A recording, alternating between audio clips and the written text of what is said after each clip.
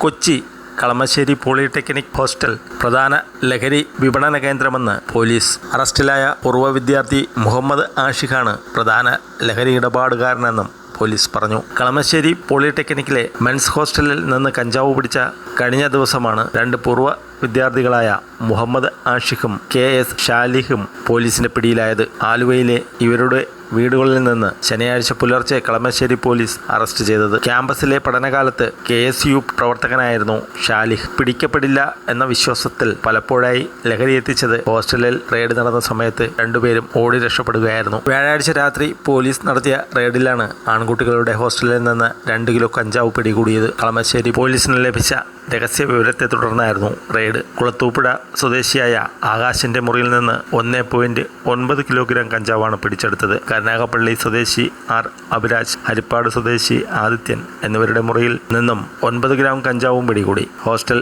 മുറിയിലെ ഷെൽഫിൽ പോളിത്തീൻ ബാഗിൽ സൂക്ഷിച്ചിരുന്ന നിലയിലായിരുന്നു കഞ്ചാവ് കണ്ടെത്തിയത്. 10 ഗ്രാമിന്റെ ചെറിയ പാക്കറ്റുകളായാണ് വിൽപ്പന നടത്തിയിരുന്നത്. പാക്ക് ചെയ്യുന്നതിനുള്ള കവറുകളും കഞ്ചാവ് അളക്കാനുള്ള ത്രാസും പോലീസ് കണ്ടെത്തി. അഭിരാജ് SFI നേതാവും യൂണിയൻ ജനറൽ സെക്രട്ടറിയുമായിരുന്നു.